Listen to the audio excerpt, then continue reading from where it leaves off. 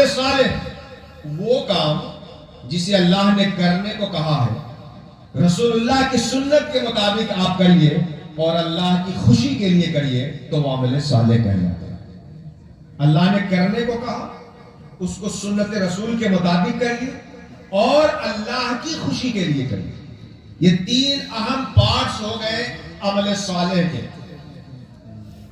نماز اللہ نے پڑھنے کو کہا، روزہ رکھنے کو کہا، زکات دینے کو کہا، اس کو کریے کیسے؟ سنت رسول کے مطابق۔ اگر نماز پڑھے مگر جیسے نبی نے نماز پڑھی ویسا نہ پڑھے تو وہ عمل ہوگا ہی نہیں۔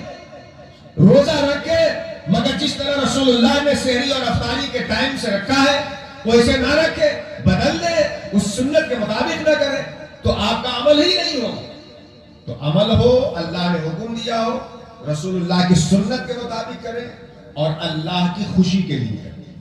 اگر دو چیزیں اللہ نے کہا ہے سنت کے مطابق کر رہے ہیں مگر اللہ کی خوشی مقصود نہیں ہے تو وہ عمل صالح جیسا کام ہوگا، حقیقتاً عمل صالح نہیں ہوگا۔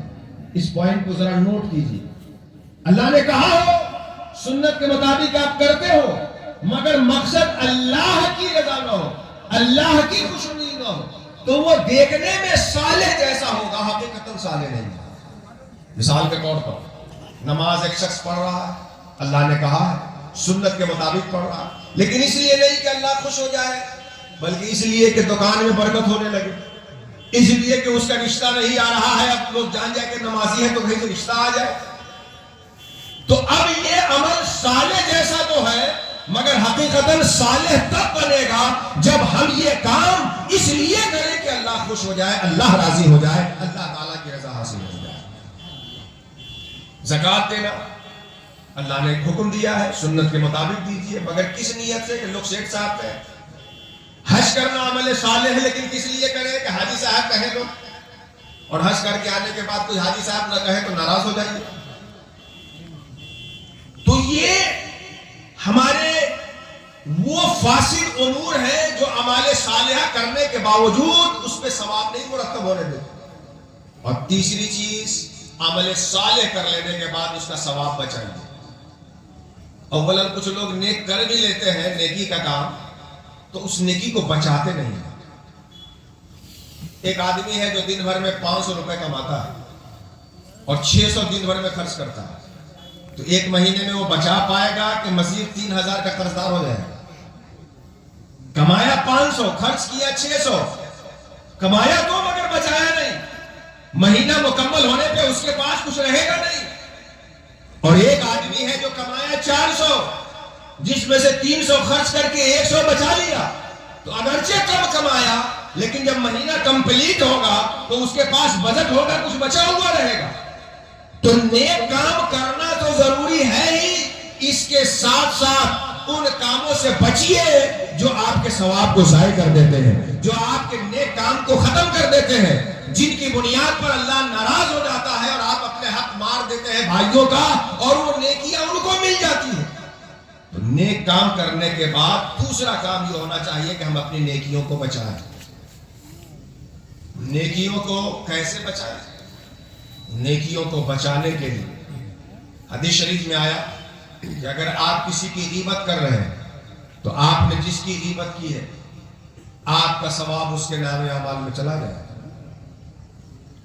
آپ نے اگر یہاں کسی کا حق مار دیا، قیامت کے دن جب آپ قیامت کے میدان میں ہوگے اور آپ کے پاس درہم دینار نہ ہوگا تو آپ کی نیکیاں اس دنیا میں جو آپ نے اس کے درہم اور دینار اور پیسے لیے ہیں اس کے بدلے دے دی جائیں۔ بخاری شریف کی حدیث سے سرکار فرماتے ہیں، اے صحابہ، آج تمہارے پاس دولت ہے، پیسہ ہے، تو جس کا حق تمہارے اوپر بنتا ہے اس کا حق ادا کر دو، کیونکہ کل قیامت میں تمہارے پاس نہ درہم ہوں گے نہ دینار ہوں گے، پھر تمہاری نیکیاں تمہارے بھائی کو دی جائیں گی، اور اگر تمہارے پاس نیکی نہ ہوگی تو تمہاری بھائی کے گناہ تمہارے نام اعمال میں ڈال دیے جائیں گے۔ تو ان کاموں سے بچیے جن کاموں سے ہماری نیکی ختم ہو جاتی ہے۔ آج غیبت کتنا عام مسئلہ ہو گیا ہے ہماری سماج میں۔ دو آدمی بیٹھے ہیں تو تیسرے کی غیبت، تین آدمی بیٹھے ہیں تو چوتھے کی غیبت۔ یہ جانتے نہیں کہ ان غیبتوں کی وجہ سے ہمارے نام اعمال میں جو ثواب بھی ہے وہ اللہ تعالیٰ دوسرے کو عطا فرمائے گا جس کی غیبت کرتے ہیں۔ حسد نیکیوں کو ایسے کھا جاتا ہے جیسے کہ آگ لکڑی کو کھا جاتی ہے۔ آج ہم کچھ نیکی کر بھی رہے ہیں تو حسد میں اس قدر چل رہے ہیں کہ اپنا وجود تو جلا ہی گئے، اپنی نیکیاں بھی جلاتے جا رہے ہیں۔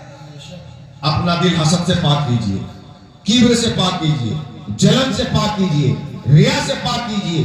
اگر آپ کے وجود سے کسی کو کوئی نقصان پہنچتا ہو تو نقصان پہنچانا بند کریے اور اپنے وجود سے لوگوں کو فائدہ پہنچائیے۔ اگر فائدہ نہیں پہنچا سکتے تو کم سے کم اپنے وجود سے کسی کو نقصان تو نہ پہنچائیے۔ لیکن یہ کب ہوگا؟ جب آپ عمل صالح کریں اور کرنے کے بعد خود کو عاجز جانیں۔